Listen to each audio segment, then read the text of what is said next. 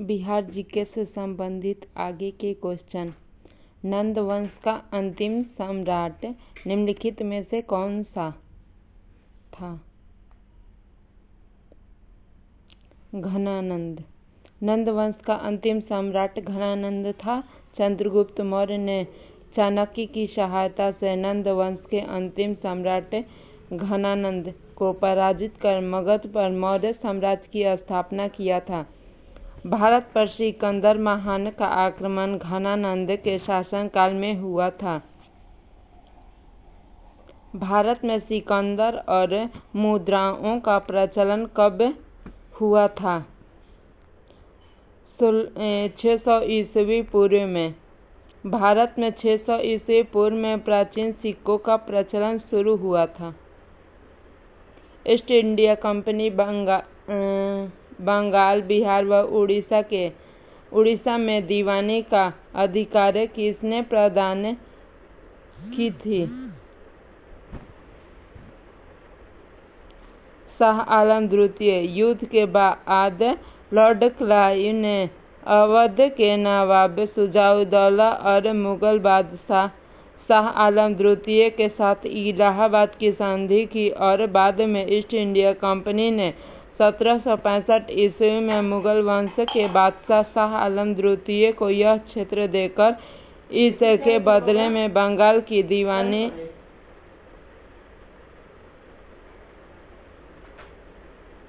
दीवानी प्राप्त कर ली। मगध की प्रथम राजधानी निम्नलिखित में से कौन सी थी? गिरिब्रज राजगृह। बिंबिसार को मगध साम्राज्य का वास्तविक संस्थापक राजा माना जाता है और बिंबिसार ने गिरिब्रज राजगृह को अपनी राजधानी बनाया था। निम्नलिखित में से किसे शासक द्वारा सर्वप्रथम पाटलिपुत्र का राजधानी के रूप में चयन किया गया था?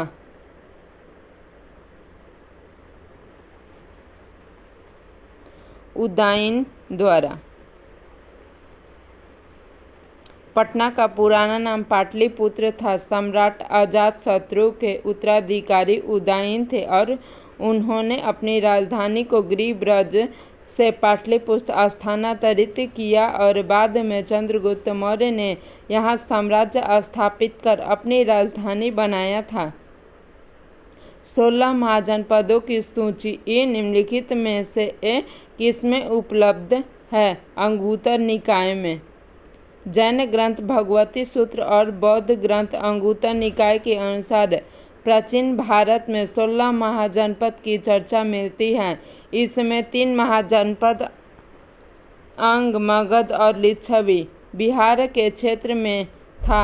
मगध बुद्धकालीन समय में एक शक्तिशाली राजतंत्रों में एक था। यह दक्षिण बिहार में स्थित था, जो कालांतर में उत्तर भारत का सर्वाधिक शक्तिशाली महाजनपद बन गया था।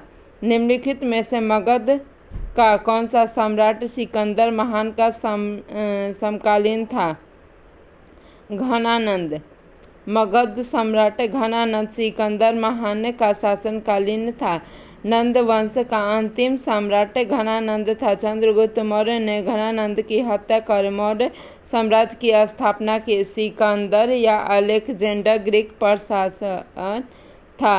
वे 326 ईस्वी पूर्व में सिंधु नदी को पार करके तक्षशिला की ओर बढ़ा व भारत पर आक्रमण किया था। तब उसने झेलम और चिनाब नदी के मध्य अवस्थित राज्य के राजा पोरस को चुनौती दी थी। प्रथम मगध साम्राज्य का उत्कर्ष किस नदी में हुआ था? 6ठी सदी ईसा पूर्व। प्रथम मगध साम्राज्य का उत्कर्ष हर्षक वंश के शासनकाल में 6ठी सदी ईस्वी में हुआ था और इस वंश का प्रथम प्रतापी राजा बिंबिसार था और इन्होंने गिरिब्रज को अपनी राजधानी बनाया था। हर्यक वंश के अन्य शासक अजातशत्रु, उदयन, अनिरुद्ध, मुंड और नागदशक आदि थे। इस वंश का अंतिम शासक नागदशक था। इस वंश को पितृघातिक का वंश भी कहा जाता है, यानी पिता की हत्या करके गद्दी को प्राप्त करना।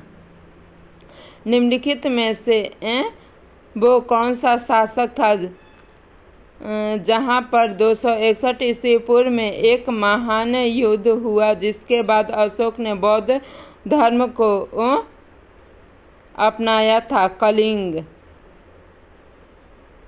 कलिंग युद्ध 261 ईस्वी पूर्व में लड़ा गया। यह युद्ध सम्राट अशोक द्वारा लड़ी गई अंतिम युद्ध थी।